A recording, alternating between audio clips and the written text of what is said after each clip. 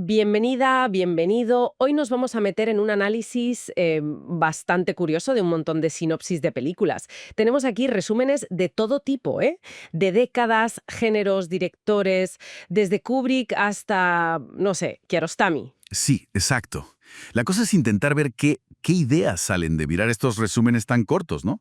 Tenemos cosas como 2001 Odisea del Espacio, Al final de la escapada, incluso Cochichi, que quizás es menos conocida. A ver qué nos dicen estas píldoras sobre el cine. Vale, pues empecemos por la variedad de directores que se repiten. Por ejemplo, Jean-Luc Godard.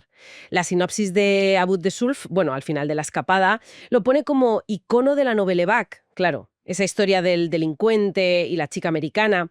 Y luego, de repente, Alphaville. Ciencia ficción, una ciudad sin emociones. El contraste es brutal. Claro, es un buen ejemplo. Esas sinopsis ya te marcan lo prolífico que era y lo experimental. Aunque, bueno, también te hace pensar cuánto se pierde, ¿no? Resumir a Godard en 2 líneas. Sí, es verdad. Pasa algo parecido con Werner Herzog, fíjate. Cierto. Herzog también sale bastante.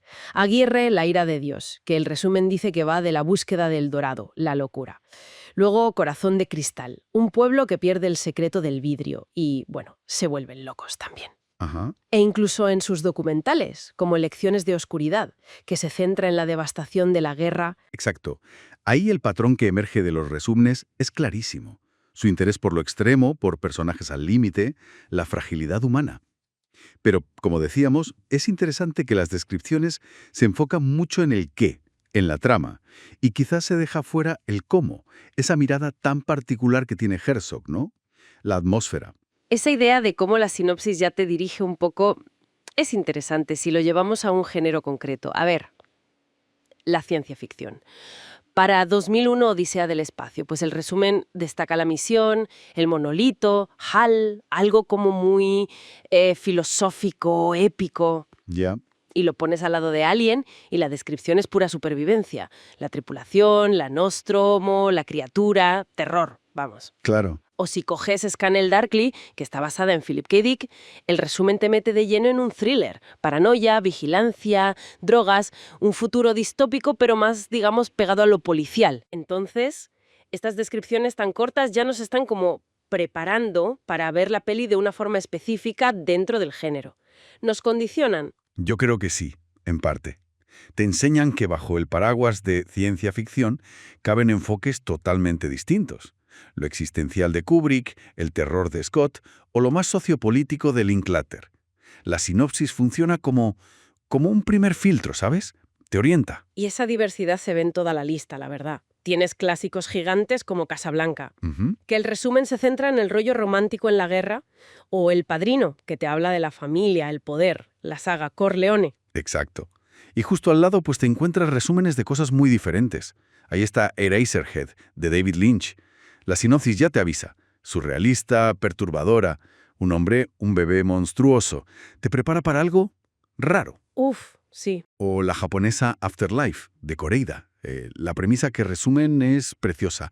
Elegir un único recuerdo para llevarte al más allá. Muy poético. ¡Qué bonito! Y también hay cine iraní, como A través de los olivos, de Kiarostami, que el resumen destaca una historia de amor sencilla que ocurre durante un rodaje. Ajá. O cine argentino, Crónica de un niño solo, de Fabio, sobre la soledad de un niño.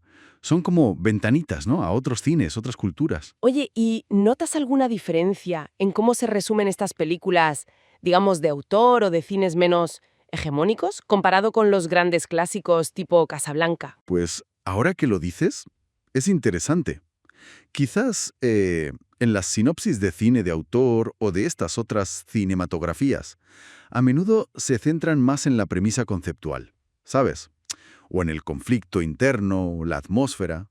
Usan palabras como surrealista, soledad, mientras que en los clásicos o los blockbusters tienden a ir más al grano con la trama principal, el conflicto central. Es verdad. Son como, bueno, lo que decías, ventanitas, pero quizá con marcos un poco distintos para mirar a través de ellas. Pues sí que ha sido un recorrido rápido, pero la verdad es que da que pensar, ¿eh? Todo a partir de estos pequeños resúmenes. Sí, totalmente.